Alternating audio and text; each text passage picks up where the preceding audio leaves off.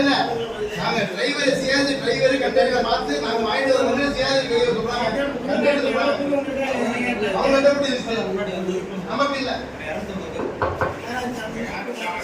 அதான் லிஸ்ட் வாங்கிட்டாங்க தம்பி லிஸ்ட் வாங்கி ஸ்டார்ட் பண்ணாங்க நாங்க எதை கூட கேட்டா லேட்டா உங்க நீங்க கொடுக்க போறதுல நாங்க வாங்க போறது விவசாயம் லிஸ்ட் வாங்கி ஐயா வணக்கம்.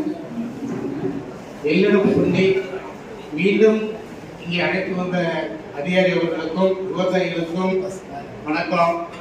இந்த விவசாயிகள் குறைதீர்ப்பு கூட்டம் என்பது விவசாயிகளோட குறைய சொல்றதுக்கு தான் இருக்க தவிர நிறை பண்றதுக்கு இல்லை. எந்த அதிகாரியும் இப்ப ஐயா கூட ஒரு வார்த்தை சொன்னாங்க, சிக்காட்டு விடயத்தை நீங்க இங்க பேசாதீங்க அப்படின்ட்டு.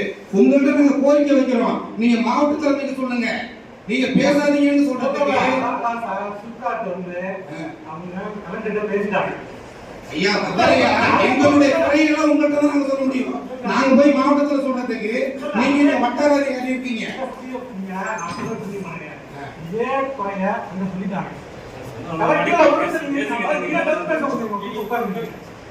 அவரு சொல்லிட்டாரு, கலெக்டர் அவருக்கு பதில் சொல்றாரு. அது உங்களுக்கு தெரியுமா எனக்கு தெரியல, எனக்கு தெரியும், நான் மீட்டிங்ல இருந்தேன். அவங்க சொல்லிட்டு அதனாலதான் நான் சொன்னேன், அதான் சொன்னேன், வேற ஒண்ணு. சரி, நன்றி. அடுத்ததா முற்றத்தை மல்லி மணக்காதுன்னு சொல்லுவாங்க. இப்ப இந்த விவசாயிகளுக்கு யாருக்குமே பாதுகாப்பு இருக்கான்னு தெரியல. எதுக்கு போய் நீங்களாம் மதிக்கலான்னு தெரியல. இந்த கழிவறை என்ன மோசமா இருக்கு, இவ்வளவு மீடியா இருக்கீங்க, இந்த கழிவறையில வாடகைக்குள்ள வாங்கிக்கல. அடுத்தது இந்த இது வர நாட்கள் ஏதாவது விவசாயிகள் வந்தா பொதுமக்கள் வந்தா நாட்களி உட்காராம இருக்கா? உங்களுடைய அலுவலகத்திலேயே எவ்வளவு மோசமா இருக்கு இந்த நாட்களி. அடுத்து இந்த ஆதார் மையம், இந்த ஆதார் மையத்துல உள்ளர போனாக்க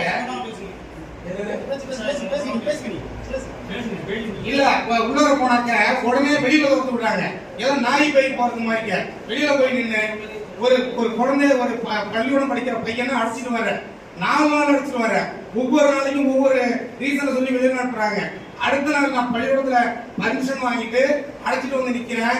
அவங்க என்ன பத்தியும் கேட்டுக்கல. அதுக்கு மேல தாசில்தாருக்கு போன் பண்ணி என்ன சார் அந்த மாதிரி நடக்குது அப்படின்னதுக்கு பிறகு பதிவு பண்ணிட்டு ஒரே ஒரு இன்சல்ட் பதிவு பண்றதுக்கு 10th படிக்கிற பையன் என்ன அந்த அந்த டேபிள்ல கையை வச்சு அங்காக்க போகுது. இது 5 வருஷமா இது நடக்குது. இதை ஏற்கனவே நான் வந்து வாட்ஸ்அப்ல போட்டிருக்கேன்.